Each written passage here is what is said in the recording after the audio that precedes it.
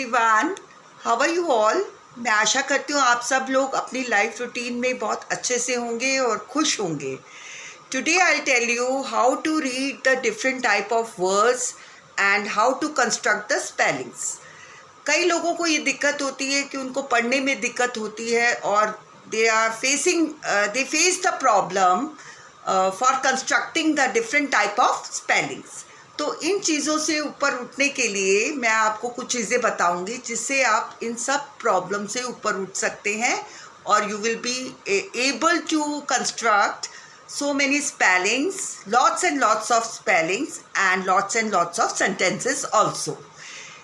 सबसे पहले आप सब लोग जानते ही हैं कि इंग्लिश में 5 वॉवल्स होते हैं, A-E-I-O-U, और each one of you is aware of that. With any vowel you use and before that.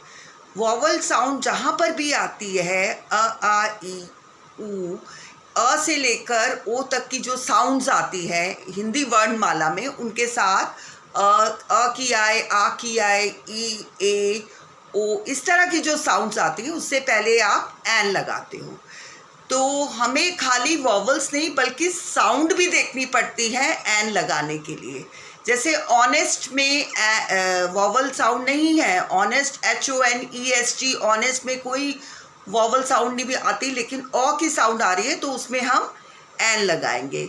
Import में वॉवल आ रहा है तो आप एन लगा रहे हैं, और इम्पॉर्टेंट में भी आई आ रहा है तो आप एन लगा रहे हो, और एप्पल में भी ए आ रहा है तो आप एन लगाते हो। वैसे नॉर्मली हम ए को अ से पढ़ते हैं। अगर रीडिंग में दिक्कत हो तो आप इस टेक्निक को, if you adopt such type of technique, तो then you will be very comfortable to construct spellings and reading problem will be resolved.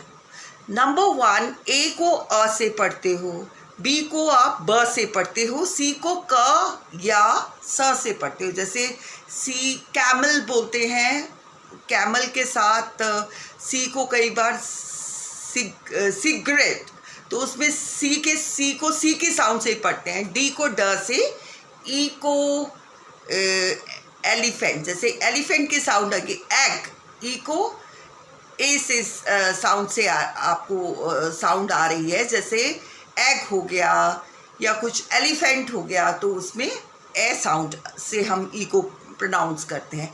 F को फ से, जी को ग या ज से भी पढ़ते हैं।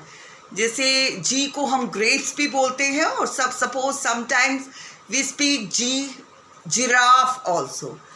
एच को ह से पढ़ते हैं, आई को आई से, जे को ज से, के को क से, एल को ल, एम को म, एन को न, ओ को ओ, पी को प, क्यू को क्यू, जैसे क्वीन, आर को र, और जैसे रोज हो गया तो आर साउंड के लिए आप र यूज कर रहे हो। एस को स, टी को ट, जैसे फॉर एग्जाम्पल ट्रेन, यू को अ, फॉर एग्जाम्पल अम्ब्रेला, वी को व साउंड से वैन, डब्ल्यू को व watch, Xmas tree, and Y yacht, और जेड जीब्रा। जेड को किस साउंड से पढ़ते हैं? जी से, जिसको फॉर एग्जाम्पल जीब्रा। तो इस तरह से आपने देखा, अगर हम वर्ड्स को इस तरह से पढ़ेंगे तो we will be very comfortable enough to construct such spellings.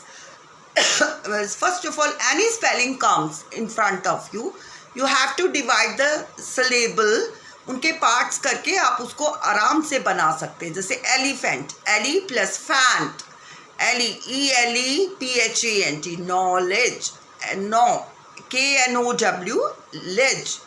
इसमें डी साइलेंट वर्ड है तो LED और GE आ गया. तो इस तरह से अगर आप ये टेक्निक अपनाओगे तो आप रीडिंग भी बहुत इजीली कर सकते हो और स्पेलिंग्स भी बहुत इजीली कंस्ट्रक्ट कर सकते हो. For example, you can take any paragraph. For example, library is a store house of knowledge, और there are different type of libraries. For example, school, college and public library. तो आपने sentence बना रहे हो library के बारे में, तो स्कूल लाइब्रेरी में किस तरह की बुक्स होती है? स्कूल से रिलेटेड, तो आप उसको इस तरह से बनाते हो. In school library we have got the books of school level also only, and books are related to their school syllabus. And college library we have the books related to college syllabus, BA and MA related. In university libraries we have the research oriented books like MPhil, PhD. The students who are doing research, they have got their research level books. And what about public library?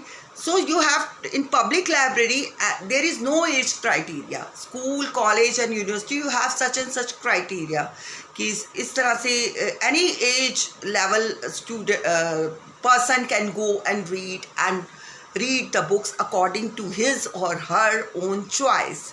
तो अब choice word आ गया, तो choice में CHOICE. तो इस तरह से library LIBRARY, store STORE, इस तरह से आप स्पेलिंग्स को बोलेंगे या उसको 2 या 3 सिलेबल में पार्ट्स में बांटेंगे तो you will be very comfortable enough to construct very long spellings and difficult spellings also.